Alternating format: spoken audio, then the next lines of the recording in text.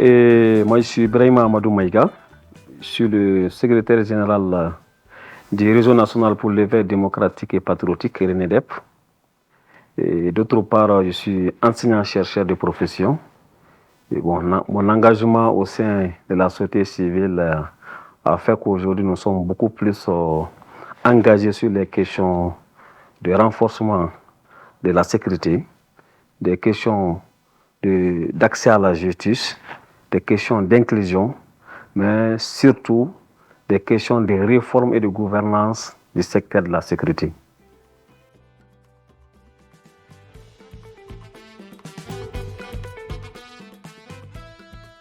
Effectivement, dans le cadre du programme Just Future, et à travers notre partenaire ACSN, nous menons beaucoup d'activités de renforcement des capacités, de sensibilisation, mais aussi de plaidoyer auprès des autorités pour une gouvernance inclusive, mais aussi une gouvernance démocratique du secteur de la sécurité.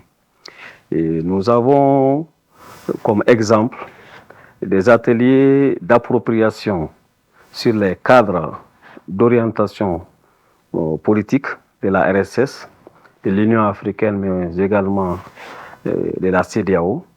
Nous avons, en plus de ces ateliers d'appropriation, essayé de renforcer les capacités des organisations de la société civile locale, mais aussi les OECV. Les OECV, c'est les organisations communautaires de base, et dans les zones conflictuelles, notamment dans la région de Gao, pour que ces acteurs puissent à leur tour comprendre véritablement les enjeux liés à la sécurité, mais aussi qu'ils puissent à leur tour contribuer à travers des actions de plaidoyer et de lobby auprès des autorités locales, mais aussi à travers, en tout cas, des contributions en termes de perception des communautés locales sur la gouvernance de la sécurité.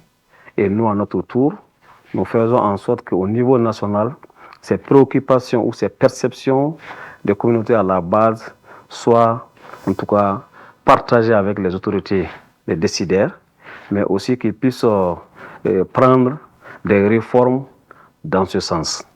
Et nous menons aussi des actes de recherche et d'études sur notamment le rôle des autorités coutumières et locales dans la gestion des conflits inter- et intracommunautaires, mais aussi le rôle joué par les femmes qui sont aussi une couche importante à prendre en compte dans le cadre de la réforme du secteur de la sécurité. Et ces études qui sont réalisées nous servent d'éléments probants de plaidoyer auprès des autorités nationales.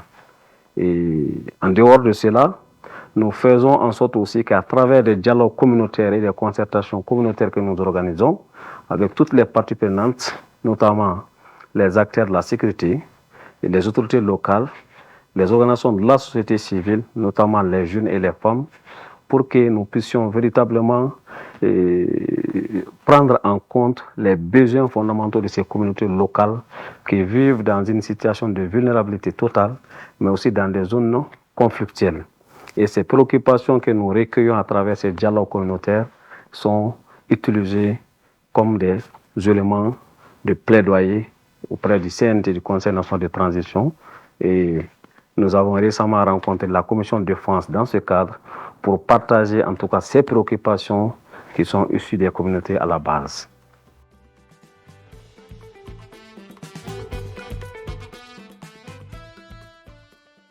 Les défis actuellement, en tenant compte du contexte et de l'environnement qui sont évolutifs, est énorme. En ce sens que les couches majoritaires qui sont les jeunes et les femmes ne sont pas suffisamment prises en compte en matière de réforme, en matière de processus de paix et de réconciliation, mais aussi dans le cadre de la refondation qui est en cours. Ces couches, leur implication est indispensable. Pour la simple raison qu'en cas de conflit, ils sont les principaux victimes, ils sont les principaux cibles, mais aussi les principales victimes. Donc, en impliquant ces couches, pour nous, ça va favoriser leur participation à la recherche de la sécurité, mais aussi de la paix durable.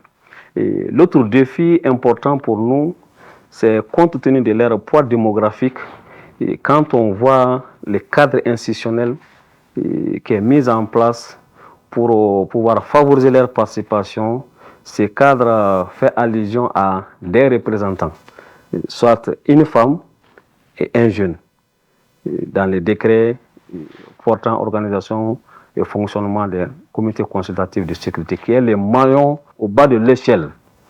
OK? Et c'est à ce niveau que ces jeunes et ces femmes-là sont impliqués, mais ils sont faiblement impliqués. Et quand on prend en compte tout ce qui existe aujourd'hui comme organisation de femmes et de jeunes, avec tout ce qui va comme conflit de leadership, comme conflit d'intérêts, comme manipulation, il est tout à fait légitime que ces couches soient considérablement représentées dans ces instances de mise en œuvre de la réforme du secteur de la sécurité. Il faut aussi noter que notre partenaire ACCN l'a toujours dit, qu'il faut valoriser l'expertise locale. Nous pensons qu'il faut renforcer cela. Il faut renforcer l'expertise locale et il faut écouter la voix du bas peuple. Parce que c'est eux qui savent les besoins qu'ils ont en matière de sécurité. S'ils sont écoutés, l'expertise locale est valorisée, il va de soi que les réflexions qui sont en cours pour que nous puissions aboutir à des réformes adaptées aux besoins des communautés soient assez significatifs et puissent contribuer à la recherche de la paix et de la sécurité dans la région. Et je l'ai dit, en dehors du conflit de leadership et de la faible représentativité des jeunes et des femmes, il faut aussi noter le fait que les initiatives que ces organisations locales, animées par les jeunes et les femmes, ont souvent et qui peuvent concourir véritablement au processus, ne sont pas soutenues. Et nous savons que, compte tenu de la vulnérabilité et de aussi la situation de précarité de ces couches, ils sont tentés à tout. Au lieu de laisser à ce qu'ils soient récupérés ou utilisés par les forces du mal, il est important qu'on puisse accompagner et soutenir leurs initiatives citoyennes qui peuvent concourir à la recherche de la paix et à une sorte de crise durable.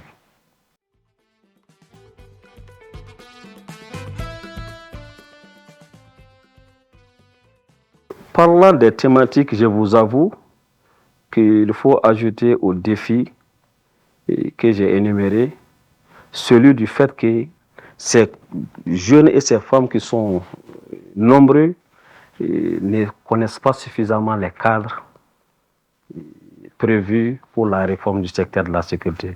C'est à travers nos initiatives dans le cadre du programme Just Future que beaucoup ont su qu'ils ont un rôle à jouer dans le processus. Donc il est important de prendre en compte la promotion, même ou en tout cas la vulgarisation de cette réforme. Une stratégie nationale a été élaborée, suivie d'un plan d'action qui ont été adoptés par les autorités du Mali. Il est important que ceci-là soit connu, soit partagé, soit amener ces acteurs-là à s'approprier, à maîtriser, et après une compréhension commune de leur rôle et de leur mission dans la mise en œuvre, il va de soi qu'ils puissent se considérer comme des acteurs à part entière. Récemment, dans une de nos actions de plaidoyer auprès du ministère de la Justice, pas du ministère de la Jeunesse et de la Construction citoyenne, je vous avoue que j'ai été surpris. Le secrétaire général du ministère que nous avions rencontré ces jours était étonné de nous entendre parler de l'implication des jeunes dans la réforme du secteur de la sécurité. Il dit que les questions de sécurité relèvent du domaine de la sécurité et de la défense. Je l'ai dit que ce concept, cette phase est dépassée. Aujourd'hui, nous sommes dans la réforme du secteur de la sécurité et les efforts sont fournis de telle sorte que la sécurité soit axée sur l'être humain et que l'être humain soit au cœur de la réforme. Toute réforme qui ne prend pas en compte les besoins des communautés, qui ne prend pas en compte les questions des droits de l'homme, les dimensions de genre, d'inclusivité et autres, est vouée à l'échec. Donc, qu'il se trompe et qu'il est important à ce qu'ils puissent comprendre qu'aujourd'hui, des organisations comme les nôtres, les RENEDEF et d'autres, sont à pied d'œuvre pour qu'aujourd'hui les jeunes qui sont les couches qui est la couche la plus importante dans nos communautés, soit au cœur même de tout ce qui est action de réforme. En termes de thématique aussi, il est important de prendre en compte la dimension instauration de la confiance entre les FDS et les populations locales. Il y a d'autres termes qu'on parle et qu'on entend, tels que la police de proximité. C'est des concepts qui ne sont pas du tout à la portée des communautés locales.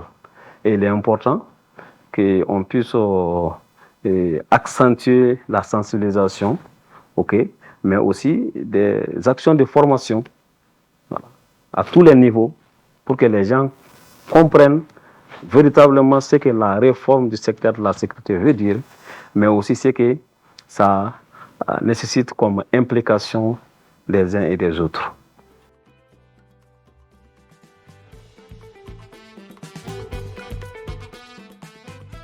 Mon plus grand rêve pour le Mali, et sinon pour les pays de l'Afrique, est de voir naître des États de droit véritablement démocratiques. Des États de droit véritablement démocratiques en ce sens qu'à mon avis, ça n'engage que moi, nos États n'ont pas réussi à enraciner la démocratie. Et la démocratie, elle est restée théorique. Si nous partons vers, en tout cas, des États de droit démocratiques, il va de soi que nous puissions aboutir à un avenir juste. Un avenir juste qui va permettre à tous de gagner sa vie dignement, de travailler, mais aussi, en cas de maladie, d'accéder à des soins médicaux, d'être dans un environnement sécurisé, mais aussi de vivre en paix. En paix avec, en tout cas, un État ou en tout cas deux États dans lesquels l'injustice serait bannie. La paix, si je dois le dire dans une langue de chez moi, il ne faut pas être jaloux, je vais choisir ma langue, ce serait de dire tout simplement Bani. Bani Maka, que Dieu nous ramène la paix, mais aussi en Mara tout simplement qui est la langue connue de tous, Benga Sabati Malikono.